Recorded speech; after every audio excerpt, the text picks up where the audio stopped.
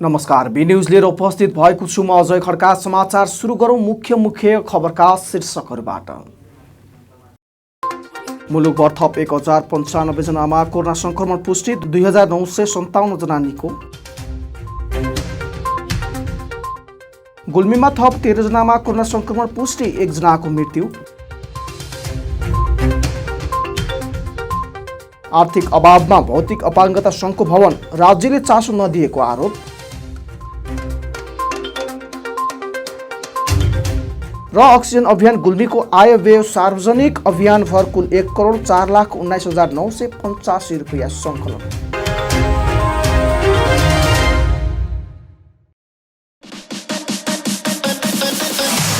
तमघासमा तपाईहरूले पारिवारिक वातावरणमा स्वादिष्ट ताजा नास्ताका परिकारको साथमा रमाउने ठाउँ खोजिरहनु भएको छ?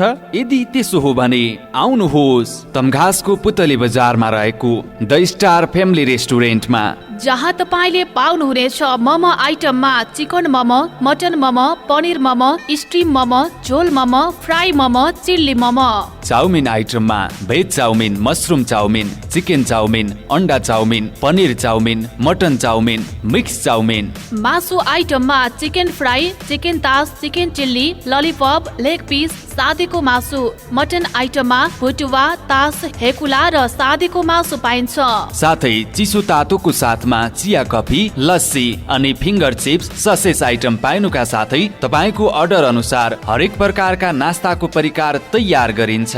बर्थडे पार्टी, मिटिङको लागि डिलक्स रुमको पनि व्यवस्था छ। साथै हामी कहाँ हुक्का आइटमहरू पनि पाइन्छ।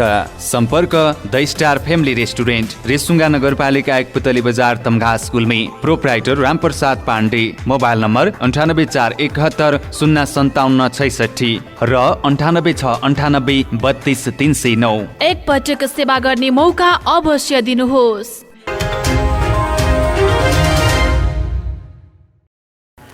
अब समाचार विस्तारमा। नेपालमा पछिल्लो 24 घण्टामा 1095 जनामा कोरोना संक्रमणको पुष्टि भएको छ। स्वास्थ्य तथा जनसङ्ख्या मन्त्रालयका अनुसार पछिल्लो 24 घण्टामा 13,817 जनाको आरटीपीसीआर र एन्टिजेन विधिबाट परीक्षण गर्दा 1095 जनामा कोरोना संक्रमण पुष्टि भएको हो। मन्त्रालयका अनुसार 10,786 जनाको आरटीपीसीआर विधिबाट परीक्षण गर्दा 975 जना र 3,031 जनाको एन्टिजेन विधिबाट परीक्षण गर्दा 120 जनामा कोरोना संक्रमण पुष्टि भएको हो। यो सँगै नेपालमा कोरोना भाइरस संक्रमितको कुल संख्या 8,74,629 जना पुगेको छ। कोरोना भाइरस कोभिड-19 को संक्रमणबाट पछिल्लो 24 घण्टामा देशभर 2,957 जना निको भएर घर फर्किएका छन्। यो सँगै नेपालमा कोरोना संक्रमण मुक्त हुनेहरूको संख्या 7,52,170 जना पुगेको छ। पछिल्लो 24 घण्टामा देशभर 13,817 जनाको परीक्षण हुँदा हालसम्म कुल 46,44,620 जनाको पीसीआर एन्टिजेन परीक्षण भएको छ। यसैगरी पछिल्लो 24 घण्टामा थप 8 जना संक्रमितको ज्यान गएको छ। हालसम्म नेपालमा कोरोनाकै कारण ज्यान गुमाउनेको कुल संख्या 11,048 जना पुगेको छ। गुल्मी जिल्लामा पछिल्लो 24 घण्टामा 13 जनामा कोरोना संक्रमणको पुष्टि भएको छ।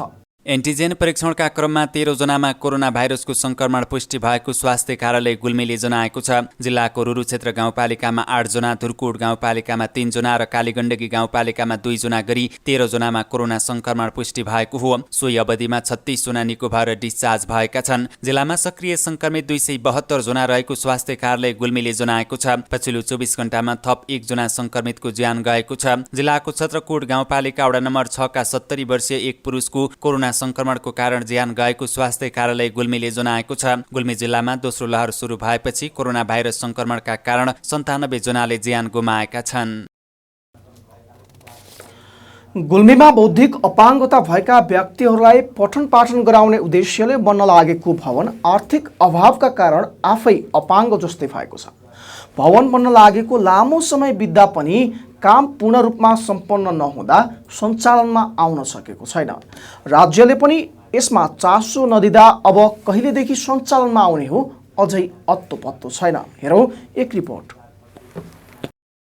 गुल्मी जिल्लामा 2064 सालमा 7 लाख रुपियाँमा करिब 4.5 आना जग्गा खरिद गरी 2071 सालबाट भवन निर्माण गर्न थालिएको थियो। जिल्लाको रेसुङ्गा नगरपालिका वडा नम्बर 9 मा रहेको बौद्धिक अपाङ्गता अभिभावकत्व सङ्घले निर्माण गर्न लागेको भवन आर्थिक अभावका कारण पूरा हुन नसकेको सङ्घका अध्यक्ष ईश्वरी प्रसाद पौडेलले बताउनुभयो। आइतबार उक्त भवनमा एक पत्रकार सम्मेलनको आयोजना गरी सो भवनको बारेमा वस्तुस्थिति जानकारी गराइएको थियो। 3 तला सहितको भवन बनाउने गरी आफूहरू लागे पनि रकम अभाव भएका कारण 2 तला मात्र बनाउन सकिएको सङ्घका सचिव मेघलाल पाण्डेले बताउनुभयो। 2 तला भवन मात्रै बने पनि भवनभित्रका फर्निचर तथा अन्य कार्यहरू व्यवस्थापन गर्न नसकिएको सङ्घले जनाएको छ। यस्तै यसको सञ्चालनको लागि मासिक 50,000 रुपियाँ खर्च लाग्ने र उक्त रकम संस्थासँग नभएका कारणले सञ्चालनमा कठिनाइ भएको संस्थाका अध्यक्ष ईश्वरी प्रसाद पौडेलले बताउनुभयो।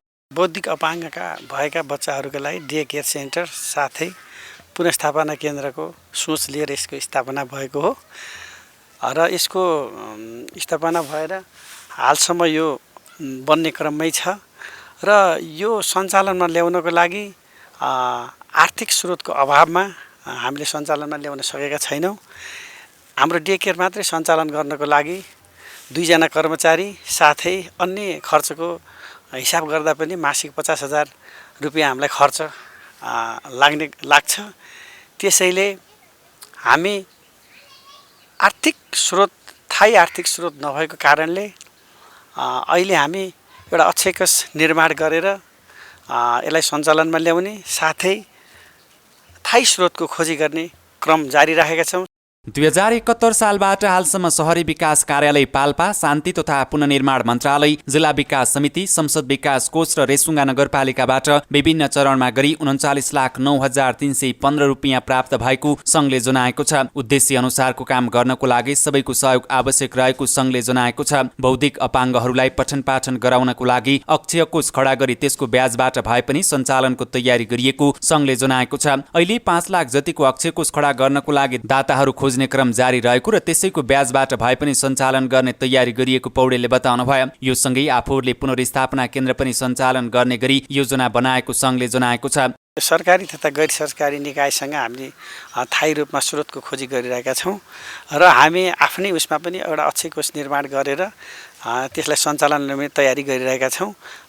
त्यो हुन बित्तिकै हामी चाहिँ भवन चाहिँ यो चाहिँ पुनर्स्थापना केन्द्र साथै दिवा केन्द्र विशेष गरेर पहिला चाहिँ हामी दिवा सेवा केन्द्र सञ्चालन गर्ने सोचमा छौँ। यता रेसुङ्गा नगरपालिकाका प्रमुख प्रशासकीय अधिकृत भक्तिराम रासिनीले पूर्वाधारका लागि लुम्बिनी प्रदेशसँग समन्वय गरिएको बताउनुभयो। पूर्वाधार बाहेक अन्य सहयोगको लागि पनि नगरपालिकाले सक्दो सहयोग गर्ने उहाँको भनाइ थियो। 3 वर्ष पहिले गुल्मीमा 326 जना बौद्धिक अपाङ्गता भएका व्यक्तिहरूको डाटा आफूहरूसँग भएको र त्यसको सङ्ख्या बढ्न सक्ने अनुमान गरेको सचिव पाण्डेले बताउनुभयो। उक्त भवनको निर्माण कार्य सकिएपछि बौद्धिक अपाङ्गता भएका 15 जना र पुनर्स्थापना केन्द्रमा 15 जना गरी कुल 30 जनाको क्षमताको रहेको सङ्घले जनाएको छ। यता बौद्धिक अपाङ्गता भएका 10 जना र अन्य फरक क्षमता भएका 22 जना गरी 32 जनालाई उपल्लो तम्घास माध्यमिक विद्यालयले आवास सहितको व्यवस्था गरी पठन पाठन गराउँदै आएको छ। भौतिक अपाङ्गता भएका र अन्य व्यक्तिहरू घरमै अभिभावकको संरक्षणमा रहँदै आएको यहाँका स्थानीयहरूले बताउँदै आएका छन्। बी टेलिभिजनको लागि महेश बोहराको रिपोर्ट।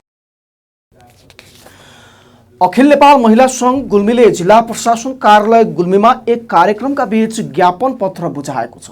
सोमबार सहायक प्रमुख जिल्लाधिकारी नारायण प्रसाद भण्डारीलाई महिला हक अधिकारबारे सरकारले ध्यान दिनुपर्ने माग राख्दै ज्ञापन पत्र बुझाएको हो। महिला र पुरुष एकरथका 2 पाङ्ग्रा हुन् भने पनि समाजमा यस्तो अझै हुन नसकेको कुरा ज्ञापन पत्रमा उल्लेख गरिएको छ। महिला हक, हित र अधिकारको निम्ति अखिल नेपाल महिला सङ्घ गुल्मीले राखेका विभिन्न मागहरू छिटो कार्यान्वयनको लागि जोडदार माग गर्दछौँ विज्ञप्तिमा भनिएको छ। स्वास्थ्य संस्था, विद्यालय, सार्वजनिक स्थलको वरपर निश्चित दूरीसम्म धुम्रपान, मद्यपान, जुवा, तास निषेधित क्षेत्र घोषणा गर्न माग गरिएको छ। माध्यमिक तहसम्म किशोरी मैत्री वातावरण बनाउन, किशोरीहरूलाई आराम कक्ष, शौचालयको व्यवस्था, स्यानिटरी प्याडको व्यवस्था गर्न आग्रह गरिएको छ। विद्यालयहरूमा स्टाफ नर्सको व्यवस्था हुनुपर्ने, आमाको नामबाट नागरिकता प्राप्त गर्ने सहज वातावरण निर्माण गर्न, छोरा सरह छोरीलाई पैतृक सम्पत्ति समान अधिकार प्रदान गर्न आग्रह गरिएको छ। प्रत्येक स्थानीय तहमा सुरक्षित गृहको व्यवस्था गर्न पनि ज्ञापन पत्रमा भनिएको छ। समाचारमा पालो भएको छ विश्रामको। विश्रामपछि पुनः उपस्थित हुने नै छौँ। थाहा छैन सहर आएर म सफल भएँ कि असफल भनौँ भने जीवन सहज हुँदैछ। सफल भनौँ भने 2-4 दिन छुट्टी मिलाएर गाउँमा आमा बुवासँग बस्ने समय मिलाउनु पनि गाह्रो। आउँछ नि याद गाउँको बुवाले बारीभरि तरकारी र फलफुल उमार्नु भएको, आमाले बिहानभरि मसुरा बनाएर दिनभरि आँगनमा सुकाएको, अनि त्यो चञ्चली बहिनीले खै कता कताबाट आँप र अमलाहरू खोजेर ल्याएर त्यसको मिठो मिठो अचार बनाएर मलाई खुवाएको। जीवनको यो कठोर यात्रामा ममताका ती मिठा पलहरू यादहरूमै सीमित भए। तर आज म छक्क परेको छु। बुवाले उब्जाउनु भएको दाल, आमाको हातको सिन्की, मस्यौरा र बहिनीले बनाएको जस्तै थरी थरीको अचार सबै सहर आइपुगेछ, जस्ताको त्यस्तै माया बोकेर। धन्य हो पैँचो पसल, बसे पनि सहर, गाउँकै खानी रहर। यात्राको क्रममा मोटरसाइकल तथा अटो बिग्रिएर दुःख पाउनु भएको छ? अब दुःख पाउने दिन गए। तमघासको ब्रदर वर्कसपमा तपाईँले पाउनुहुनेछ मोटरसाइकल र अटो बिग्रेकै ठाउँमा मर्मत गर्ने सुविधा। ब्रदर्स वर्कसप, रेसुङ्गा नगरपालिका 8, तमघास, बुढाथोकी बस पार्क माथि, पेट्रोल पम्प मुनि। हाम्रा सेवाहरू 24 घण्टा बाइक तथा अटो रिक्सा दक्ष मिस्त्रीबाट मर्मत। 3 पटकको सर्भिसिङमा 1 पटक फ्री सुविधा। बाइक तथा अटो वासिङको सुविधा। जुनसुकै कम्पनीका बाइक तथा अटोका पार्ट्स पाइने। पुरानो बाइक तथा अटो खरिद बिक्रीको सुविधा। एकल फोनको भरमा बाइक तथा अटो बिग्रेकै ठाउँमा पुगेर मर्मत गर्ने सुविधा। साथै 24 घण्टा अटो रिजर्भको सुविधा पनि छ है। प्रोपराइटर विश्वश्रेष्ठ र विशाल राणा। सम्पर्क 98520 99100, 98440 90489 र 98444 80444। यदि अटो तथा बाइक बिग्रेर बाटोमै अल्पत्र पर्नु भएको छ भने एकल फोन गर्नुहोस्। मिस्त्री आशिष थापा 9841 53 13 11। ब्रदर्स वर्कसप, रेसुङ्गा नगरपालिका 8, तमघास, बुढाथोकी बस पार्क माथि, पेट्रोल पम्प मुनि।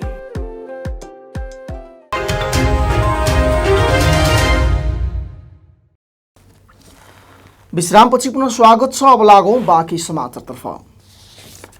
गुल्मीदरबार गाउँपालिकाले प्रत्येक ओडामा स्वास्थ्य संस्थाहरूबाट एन्टिजेन्ट परीक्षणको अभियान नै चलाएको छ। संक्रमितहरूको पहिचान गर्नको लागि 7वटै वडाका स्वास्थ्य संस्थाहरूबाट एन्टिजेन परीक्षणको अभियान नै चलाएको स्वास्थ्य शाखा प्रमुख नारायण अरियालले बताउनुभयो। गाउँपालिकाभित्र रहेका संक्रमितहरूको शीघ्र पहिचान गर्न र संक्रमण फैलिन नदिनको लागि यस्तो अभियान चलाएको अरियालको दाबी छ। गाउँमा अझै पनि रुगाखोकी लागेका बिरामीहरू र लक्षण देखिएका बिरामीहरूले पनि परीक्षण नगर्ने र संक्रमणको जोखिम झन बढ्दै जाने भएकाले त्यसको अन्त्य गर्नको लागि एन्टिजेन परीक्षण नै प्रभावकारी हुने अरियालले बताउनुभयो। संक्रमण जारी रहेसम्म अभियानलाई पनि जारी नै राख्ने गाउँपालिकाले जनाएको छ। गाउँपालिकाभित्र हालसम्म 281 जनाको एन्टिजेन र 761 जनाको पीसीआर गरी कुल 1042 जनाको परीक्षण गरिएको स्वास्थ्य शाखाले जनाएको छ, जसमा 475 जनामा संक्रमण पुष्टि भएको छ। गाउँपालिकाभित्र अहिले सक्रिय संक्रमितको संख्या 18 जना रहेको छ भने संक्रमणका कारण 8 जनाको ज्यान गइसकेको अरियालले बताउनुभयो। नेपाल पत्रकार महासंघ गुल्मीले सञ्चालन गरेको अक्सिजन अभियानको आयव्यय सोमबार सार्वजनिक गरेको छ। महासंघका उपाध्यक्ष रेशम कुँवरको संयोजकत्वमा गठित लेखा समितिले पेश गरेको आर्थिक प्रतिवेदन सोमबार बसेको पत्रकार महासंघ तथा अभियन्ताहरूको बैठकले अनुमोदन गरी सार्वजनिक गरिएको हो। अनुमोदित प्रतिवेदन अनुसार यस अभियानभर सङ्कलन भएको कुल रकम 1,04,19,985 रुपियाँ रहेको छ, जसमध्ये कुल खर्च रकम 88,79,150 रुपियाँ छ। खर्च कटाई 15,19,935 रुपियाँ बचत हुन आएको छ। उक्त बचत रकम अझै पनि जिल्लामा कोभिड-19 को संक्रमण कायमै रहेको र भविष्यमा पनि संक्रमण थपिन सक्ने भएकाले जिल्लाका नागरिकहरूकै उपचारको लागि पत्रकार महासंघकै खातामा राख्ने निर्णय बैठकले गरेको छ। पत्रकार महासंघका अध्यक्ष टोपलाल अरियाल, अक्सिजन अभियानका समन्वय समिति संयोजक जनार्दन घिमिरी, उपाध्यक्ष तथा लेखा संयोजक रेशम कुँवरद्वारा हस्ताक्षरित विज्ञप्तिमा 702 जनाले सहयोग गरेको यस अभियानभर 24 जना अभियन्ताहरू परिचालित भएको उल्लेख छ। नेपाल पत्रकार महासंघका सचिव प्रेम सुनारका अनुसार अक्सिजन प्लान्ट स्थापना कार्य अन्तिम चरणमा पुगेको छ।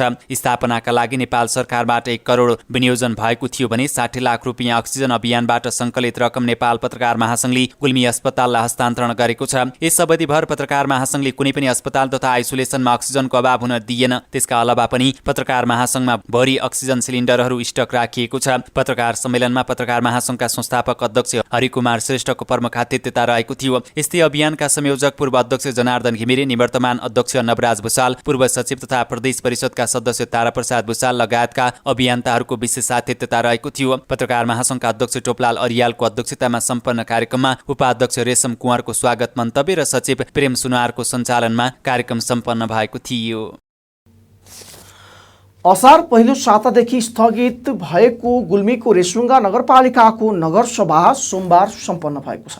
रेसुङ्गा नगरपालिकाको नवनिर्मित आफ्नै भवनको सभाहालमा विनियोजन विधेयकलाई दलीय हिसाबले सर्वसहमत बनाएर अगाडि बढाउन स्थगित भई कोरोनाका कारण लम्बिएको नगरसभा सम्पन्न गरिएको हो। त्यस अवसरमा नगर प्रमुख डिलिराज भुसालले आफू पनि कोरोना संक्रमित भएका कारण नगरसभा ढिला हुन गएको बताउनुभयो। प्रमुख प्रशासकीय अधिकृत भक्तिराम मरासिनीले स्थानीय तह संस्थागत क्षमता स्वमूल्याङ्कनको प्राप्ताङ्कबारे जानकारी दिनुभएको थियो। यस नगरपालिकाको आर्थिक वर्ष 2076-77मा स्वमूल्याङ्कनको 100 पूर्णाङ्कमा कुल 72.25% अङ्क प्राप्त गरेको मरासिनीले बताउनुभयो। प्राप्त अङ्कलाई आधार मान्दा रेसुङ्गा नगरपालिकाको नतिजा विशिष्ट नै रहेको मरासिनीको भनाइ छ। केही विषय क्षेत्रमा सुधारको खाँचो रहेको उहाँले औलाउनुभयो। भौतिक पूर्वाधार, सामाजिक समावेशीकरण, वातावरण संरक्षण तथा विपद व्यवस्थापनमा केही प्रक्रियागत कुरामा कमी भएकाले सुधारका कार्ययोजना निर्माण गरी सुधारका कार्यक्रम अगाडि बढाएको मरासिनीले बताउनुभयो। वातावरण तथा विपद व्यवस्थापन समितिका संयोजक भरत भलामीले विपद व्यवस्थापन सम्बन्धी प्रतिवेदन प्रस्तुत गर्नुभएको थियो। उहाँका अनुसार रेसुङ्गा नगरपालिकामा कोरोना संक्रमितको संख्या 896 जना रहेको छ।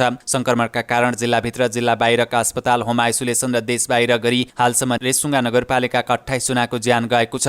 यस नगरपालिकामा 31,620 जना जनसङ्ख्या रहेकोमा 18 वर्षभन्दा माथि उमेर समूहको जनसङ्ख्या 18,474 जना छ, जसमा कोभिड-19 विरुद्धको पूर्ण खोप 7,300 जनाले प्राप्त गरेका छन्। आंशिक खोप 8,812 जनाले प्राप्त गरेका छन्। अब 9,635 जनाले कोरोना विरुद्धको खोप पाउन बाँकी रहेको छ। सबैको सामूहिक प्रयासबाट महामारी र भूक्षय न्यूनीकरण गर्न निरन्तर प्रयास गरिएको भलामीको प्रतिवेदनमा उल्लेख छ। नगरसभामा उपप्रमुख सीता भण्डारीले चालु आर्थिक वर्ष 2078-79 को विनियोजन विधेयक प्रस्तुत गर्नुभएको थियो। नगरसभा अध्यक्ष एवं नगर प्रमुख डिलिराज भुसालले रेसुङ्गा नगरपालिकाको चालु आर्थिक वर्ष 2078-79 को विनियोजन विधेयक निर्णयार्थ प्रस्तुत गर्नुभएकोमा नगरसभाका सदस्यहरूले सर्वसहमतिका साथ पास गरेका थिए। हामी समाचारको अन्त्यमा छौं, तर बिदा हुनु पूर्व मुख्य खबरका शीर्षकहरू पुनः एकपटक।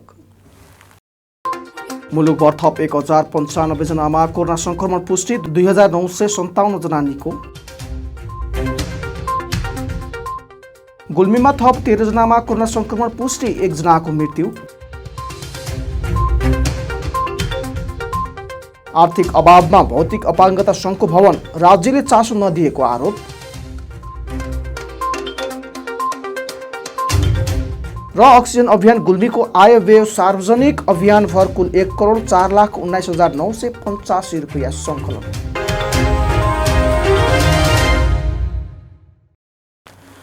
हवस् त अहिलेलाई बी न्युज यति नै। अर्को न्युजमा पुनः उपस्थित हुने नै छौँ। तबसम्मका लागि बिदा दिनुहोस्। हेर्दै गर्नुहोला बी टेलिभिजन एचडी। नमस्ते।